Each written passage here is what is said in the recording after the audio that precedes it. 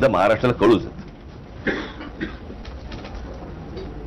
घटना काय घडली ती सांगतो. माझ्याकडे आमचे आपले ह्याचे सामनाचे बाजीराव दांगट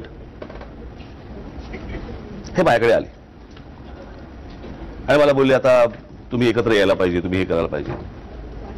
मी उद्धवशी बोलतो. म्हटलं बोला. खरं तर आजारपणाचा फोन हा खूप अगोदर आलेला आहे. मी हे का सांगतोय तुम्हाला, की तुम्हाला वाटेल की हा राज ठाकरे काही करत नाहीये आणि राज ठाकरेचा इगो कुठेतरी आडवा येतोय.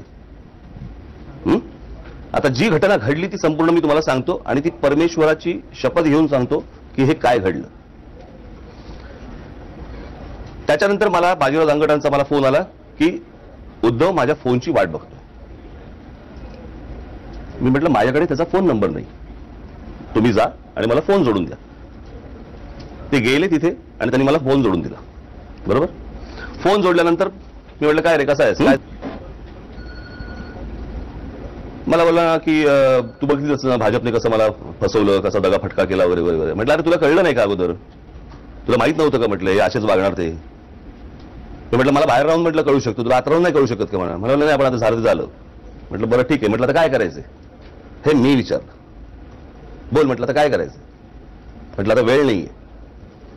मला बोलला 3 गोष्टी होऊ शकतात. एक तर म्हणजे आपल्यात चर्चा होऊ शकते, दुसरं म्हणजे आपण निवडणुकीत एकमेकांवरती आरोप प्रत्यारोप नाही करायचे, आणि तिसरं आपण निवडणुकीनंतर बघू. म्हटलं बरं ठीक आहे. म्हटलं आता पहिली गोष्ट चर्चा करायची म्हणजे काय करायचं आणि कोणी करायची. मला बोलला मी माझ्याकडनं कोणतरी देतो 1-2 जण, तू तुझ्याकडनं 1-2 जण कोणतरी दे. म्हटलं बरं ठीक आहे. म्हटलं माझ्याकडनं बाळा आणि म्हटलं नितीन सरदेसाई किंवा कोणतरी म्हटलं ते बोलतील. तुझ्याकडनं कोण येणार. मला बोलला माझ्याकडनं अनिल देसाई आहे आणि अजून एक कोणतरी आहे. म्हटलं मग काय करायचं, अनिल देसाई फोन करणार का. म्हटलं बाळाने फोन करायचंय. मला बोलला मी अनिलशी बोलतो. मी बाळा नांदगावकरला माझ्यासमोरच बसलो होतो, तिथे खाली आलो, मी माझ्या ऑफिसमध्ये खाली बसलो होतो. मी त्यांना सांगितलं म्हटलं असं असं झालंय, काय करायचंय. तर बाळाने मला सांगितलं ते हो म्हणत असतील तर आपण विचार करू या सगळ्या गोष्टींवरती की जागा वाटपाचं काय करायचं, कसं करायचं.